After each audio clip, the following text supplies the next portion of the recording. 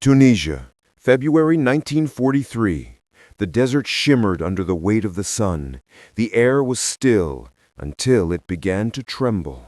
From the horizon came the growl of engines, German Panzers, black crosses glinting, treads crushing the sand like thunder. They were kings of the battlefield, each tank a moving fortress, 40 tons of armor, arrogance, and confidence. Through their periscopes, the crew spotted movement ahead, a few American infantrymen scattered among rocks and debris. But what caught their attention wasn't the men, it was what they were holding. A strange tube, long, thin, too light to be a cannon, too crude to be a rifle. The German commander laughed. "A pipe? They're going to kill tanks with a pipe?" The Panzers advanced. Engines roared, turrets turned, and then a flicker, a puff of white smoke, a hiss that cut through the wind like a serpent's breath. The commander blinked. In that blink, his world exploded. The rocket struck just above the tread. A cone of molten copper punched through the armor, igniting the fuel inside. The Panzer erupted into a firestorm. Flames licked through every hatch. The laughter vanished. The radio went silent. The American soldiers stared at what they'd just done, their crude weapons still smoking, disbelief in their eyes. One of them whispered, "It actually worked." For the first time in the war, a single man had destroyed a tank. What the Germans didn't know that day was that the age of invincible armor had ended, and they were witnessing the birth of a new kind of power. It didn't begin on the battlefield. It began in the quiet hum of a workshop, far from the front lines, far from the glory. Aberdeen Proving Ground, Maryland, 1942. Rows of unfinished weapons lay beneath flickering lights. The air smelled of oil, solder, and burnt metal. Men in grease-stained uniforms worked around the clock, engineers, not soldiers. Their tools were rulers, slide calipers, and worn notebooks covered in equations. The war was entering its most desperate phase. German armor dominated Europe. The Panzer IVs rolled through cities unchallenged. Tigers were in development, monsters of steel that no rifle or grenade could touch. The American infantry had nothing to stop them. When a tank appeared, men hid, ran, or died. Something had to change. Colonel Leslie Skinner, a quiet and methodical ordnance engineer, proposed an idea most dismissed instantly. A rocket-propelled grenade launcher small enough for a single man to carry. The brass laughed. "Ridiculous," they said. "If a man can carry it, it can't stop a tank." But Skinner persisted. With Captain Edward O., he began assembling the first prototype, scavenging parts from scrap, car batteries, and spare artillery tubes. The result was absurd. A hollow steel pipe, 4 feet long, wired to a crude ignition system. It fired a small rocket with a copper cone at its nose, a shaped charge that focused the explosive blast into a single point of molten fury. On paper, it could pierce armor 3 inches thick. In reality, it nearly blew up in the tester's face. During early trials, rockets veered off course. Some spun wildly, others exploded at the muzzle. One observer joked, "If the enemy doesn't die, the operator will." The prototype became a running gag among ordnance teams, a useless curiosity in a war ruled by machines of precision. Even inside the U.S. Army, support was fading, funding was slashed, resources cut. To many, it was a failure, another scrap of metal for the pile. But Skinner saw something no one else did. He saw potential in simplicity. While the Germans perfected tanks that cost millions and demanded entire factories, the Americans built a weapon so cheap and easy to make that anyone, any soldier, any mechanic could assemble it. It wasn't meant to be beautiful. It was meant to work. Day after day, engineers adjusted fins, tested propellants, rewired firing circuits. The workshop shook with failed launches and bursts of fire. Men coughed through smoke, their faces smeared with carbon, their patience wearing thin. And yet, they refused to stop. They knew that one correct equation, one stable flight, could change the entire war. By late 1942, they had it. A functional model, 3.5 kilograms, electrically ignited, firing a 2.36-inch rocket that could pierce armor and ignite fuel tanks from 100 yards away. It was ugly, crude, barely safe, but it worked. And in that moment, amid the smell of ozone and burnt paint, a new kind of monster was born. Not a machine of steel and armor, but of ideas and persistence. No one celebrated. No bands played. No one realized what they had just unleashed. Because to most, it was still just a pipe, a toy, a fluke, a waste of time. No one imagined that inside that awkward tube of steel lay the power to turn the world's most feared tanks into burning coffins. North Africa. Tunisia, 1943. The sand shimmered beneath the desert sun. Dust clouds rolled across the battlefield as German armor advanced. Gray beasts glinting under the sky, engines snarling like predators. Hidden among the rocks were American infantrymen, nervous, sweating, clutching something that looked more like a science experiment than a weapon. A long tube, a cable, a crude battery pack taped together. The first field issue of the M1 rocket launcher, later nicknamed the Bazooka. The soldiers didn't trust it. They had seen it jam in tests. They had heard of rockets that spiraled backward. One man joked, "If it doesn't kill them, it'll kill us." Now they had no choice. The tanks were coming. A Sherman tank gunner shouted coordinates.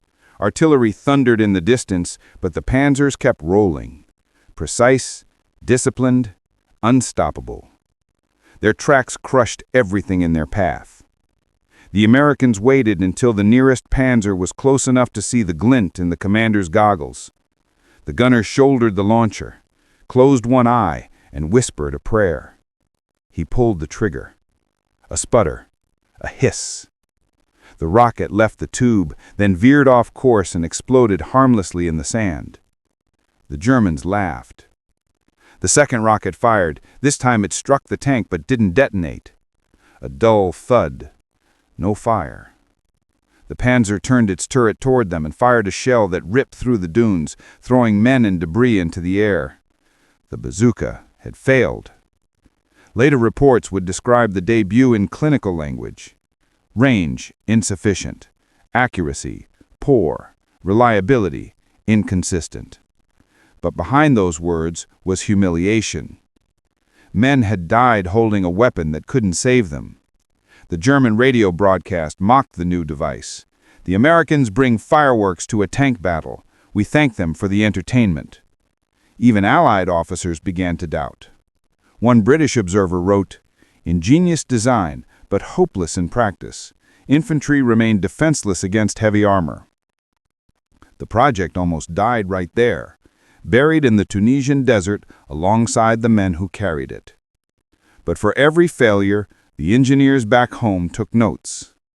They analyzed the fragments, the trajectories, the missed detonations.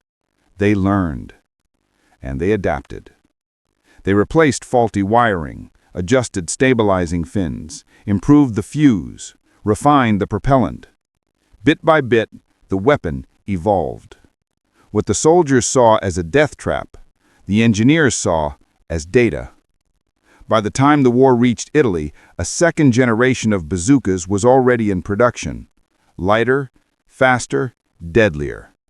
And though no one knew it yet, the weapon that had failed in the sand would soon ignite the steel of Europe. No one realized that its worst performance was the first step toward its legend. It didn't happen in a single battle. There was no speech, no applause, no declaration of triumph. The turning point came quietly, hidden beneath the smoke, the mud, and the hum of engines. By early 1944, the engineers had changed everything. The rocket stabilizer fins had been redesigned for straight flight. The fuse mechanism was overhauled, now guaranteed to detonate on impact. A new warhead, the M6A1, could pierce nearly 90 millimeters of hardened steel. The weapon that once misfired and sputtered now hissed like a serpent, fast, lethal, and predictable. But the soldiers at the front didn't know it yet. To them, it was still that pipe, a risky tool for desperate moments. They carried it because they had to, not because they believed in it. That belief was about to change. Normandy, June 1944. The invasion of Europe had begun. The fields of France were alive with chaos, smoke, shrapnel, and the grind of armor. German tigers moved through the hedgerows like predators through tall grass. Their crews were confident. No Allied weapon had ever truly scared them. But this time, something was different. Behind a low stone wall near Saint-Lô, a young American corporal steadied his launcher. His hands shook. His breath fogged the metal tube. Through the haze, he could see the tiger's muzzle flash. The shells screamed overhead, missing by inches. He adjusted the sight, took aim, and fired. The rocket tore through the smoke, straight and true. It struck the tiger's flank, right above the tread. For a heartbeat, nothing. Then a burst of white light. A molten jet of copper punched through the armor and erupted inside the tank. The explosion was instant. The turret blew apart. The entire machine shuddered, then burst into flames. Black smoke rose into the sky. The corporal lowered his launcher, eyes wide. "It worked," he whispered. His squad stared, stunned. The weapon that everyone mocked had just killed the unkillable. Word spread like wildfire through the ranks. Every unit wanted one. Every soldier who doubted it wanted to fire it themselves. In the days that followed, reports began flooding in. 2 tigers destroyed by shoulder-fired rockets, effective at close range, recommend full deployment. Officers couldn't believe it. For the first time, infantrymen, men with no armor, no heavy guns, could destroy the German machines that had terrorized them for years. It was the beginning of a revolution in warfare. And yet, there was no ceremony, no official announcement. The shift happened quietly, one tank at a time. But it was enough. The myth of German invincibility cracked, and once the illusion broke, it never healed again. The weapon's reputation grew not through propaganda, but through whispers. The stories of soldiers who had faced down giants and lived to tell about it. One German tanker later recalled, "At first, we thought it was luck. Then it kept happening. Every village, every forest, every road, men with tubes and the tigers burning." That was the invisible turning point. The moment the laughter stopped and respect, even fear, began. The engineers back home didn't celebrate. They simply read the reports, made notes, and built more. Each improvement, each adjustment turned the weapon from an experiment into a doctrine, from a curiosity into a cornerstone of modern combat. By the winter of 1944, it was no longer the pipe. It was a legend, the great equalizer of war. And while the world was still laughing at its shape, its size, its simplicity, the bazooka was already rewriting the balance of power. At first, the sound was just a hiss, a quick, strange whisper that cut through gunfire and vanished into smoke. But soon that hiss became a symbol, a warning, a sound that froze men where they stood. By late 1944, the bazooka was everywhere. In the ruins of France, in the forests of Belgium, in the frozen hell of the Ardennes. It became the infantry's silent equalizer, the answer to German armor. And for the first time in the war, the Panzers, the pride of the Wehrmacht, began to hesitate. German reports tell the story better than any boastful propaganda ever could. Tank destroyed by portable rocket, armor penetration from unknown weapon, crew morale declining rapidly. They called it das Zischen des Todes, the hiss of death. Tank crews who once advanced fearlessly now approached towns with dread. Every doorway, every ditch, every hedge could hide a man with that cursed tube. They began to see ghosts, phantoms carrying bazookas in every shadow. In December 1944, during the Battle of the Bulge, the effect was devastating. American soldiers, low on fuel and ammunition, used their launchers to ambush German armor advancing through the snow. At close range, 50, sometimes 30 yards, they fired, reloaded, and fired again. The snow muffled footsteps, but not explosions. White flakes mixed with black smoke and orange flame. Entire panzer columns stalled, not because of artillery, but because of fear. One captured German tanker confessed, "We didn't know where to aim. The tanks burned before we saw who fired." Even when the Americans ran out of rockets, the Germans still hesitated. Because once a weapon earns fear, it doesn't need to fire anymore. The irony was cruel. Months earlier, the Germans had mocked the bazooka. Now they were copying it. Their version, the Panzerschreck, was larger, heavier, and even deadlier. It fired an 88mm rocket capable of killing any Allied tank in existence. But it carried a new curse. Its backblast was so violent that operators had to wear gas masks to keep from burning their own faces. The weapon that Germany once ridiculed had come full circle, now rebuilt in its own image with all its power and none of its humility. The Allies called it poetic justice. The Germans called it necessity. Everywhere the front shifted, the same pattern repeated. A tiger or panther would appear, massive, indestructible. Then came the hiss, a flash, and silence. The thunder of heavy tanks was being replaced by a new rhythm, the staccato cadence of small rockets, the metallic clatter of empty tubes dropping into the mud. The battlefield had changed, no longer ruled by the largest machines, but by the smallest acts of defiance. A report from the 9th Panzer Division described the transformation with quiet horror. Our tanks no longer move freely.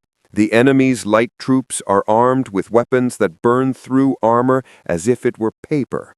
It is no longer possible to attack without fear. And that, more than any destroyed tank, marked the true victory of the bazooka. It had dismantled the mythology of the Panzer. It had turned arrogance into hesitation. It had made even steel afraid. In the months that followed, entire German offensives collapsed under the weight of logistics and terror. The tanks still rolled, but slower. The commanders still gave orders, but with doubt in their eyes. They knew what waited in the hedgerows. They knew the hiss. The sound that began as laughter now echoed as thunder. A reminder that no armor is invincible, and no empire survives the weapons it mocks. Power. Every nation claimed to understand it. Every general believed he could control it. But the Second World War would reveal something different, something the world had never seen before. For the Germans, power was precision. It was order, hierarchy, discipline. They built tanks like cathedrals, flawless, massive, engineered to perfection. Each tiger that rolled off the assembly line was a monument to control. But perfection came at a cost. It demanded time, resources, obedience, and faith that the plan would never fail. For the Americans, power meant something else. It meant movement. It meant imperfection, constant, restless, adaptable. Where Germany built a masterpiece, America built 1,000,000 copies. Where the Reich sought precision, the Allies sought momentum. The bazooka was the purest expression of that philosophy. It wasn't beautiful, it wasn't perfect, but it worked. And it could be built anywhere, by anyone, at almost no cost. A Tiger tank required hundreds of men and weeks of labor. A bazooka could be assembled by 2 factory workers in under an hour. It was power stripped to its essence, simple, mobile, and democratic. And that terrified the German command more than any bomb. An intelligence report captured the contrast perfectly. The enemy does not seem to value perfection.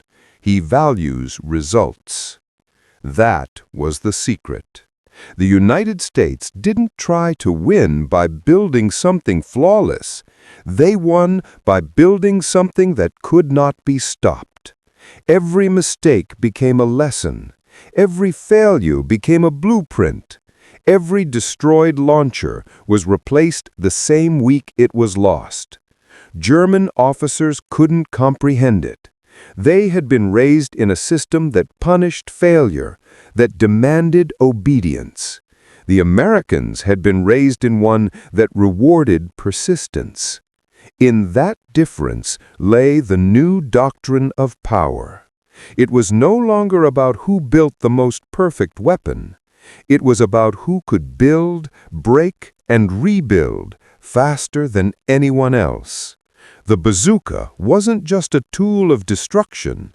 It was a manifestation of philosophy, that progress is born not from control, but from chaos, from the freedom to experiment, to fail, to try again. A German scientist captured after the war admitted bitterly, "They did not fear failure. We did. And that is why they beat us." The United States had industrialized learning itself. They had turned factories into laboratories, and laboratories into weapons. In that system, the smallest idea, even a steel pipe that once made soldiers laugh, could grow into something that changed the world. By 1945, the doctrine was clear. The Germans had built a war machine. The Americans had built a civilization of motion. The Germans built machines that obeyed orders. The Americans built systems that evolved on their own. That difference decided the war, and it would define the next century. Power, it turned out, wasn't just measured in steel or firepower. It was measured in imagination, in the ability to adapt faster than the enemy could react. The bazooka embodied that truth, a weapon born from laughter, refined through failure, perfected through freedom. It wasn't genius that won the war. It was momentum. It was the ability to move, to change, to never stop building. That was the doctrine of power. And it didn't end with the war. It became the war. They laughed when they first saw it. A metal pipe, barely longer than a rifle. No scope, no armor, no elegance. Just a tube, a wire, and a spark. The soldiers who fired it were ordinary men, farmers, mechanics, sons of coal miners. Their boots were torn, their hands shook, and yet They carried something that would change the face of modern war. Germany, 1945. The once mighty Wehrmacht was retreating across a broken continent. The air was filled with the smell of diesel, mud, and fear. Tanks, those proud beasts of steel, now moved cautiously, nervously. Their crews scanned every ruin, every corner, every flicker of movement, because they knew the sound, that hiss, that whisper before the flame. And when they heard it, they prayed not for victory, but for time. In the ruins outside Cologne, a group of German engineers stumbled upon a destroyed American convoy. Dozens of launchers lay scattered on the ground, bent, burnt, covered in mud. They examined one closely. They recognized its crude simplicity. And one of them, once a proud designer of Panzer engines, whispered quietly, This is what defeated us. Not the bombers, not the tanks, not even the generals, but a weapon so small, so ordinary, it could fit in a child's arms. They had built their war on the myth of perfection. The Americans had built theirs on the truth of adaptation. And that truth, quiet, flexible, relentless, had crushed an empire. Across Europe, the laughter had died. Where there was once pride, there was now silence. In burned-out villages, German tanks lay frozen, blackened hulks, their turrets torn apart. Beside them, the wind whispered through the broken frames of the very machines that once ruled the earth. The men who mocked the weapon never lived to see its final form. The survivors understood too late that they had not been fighting an army, but an idea.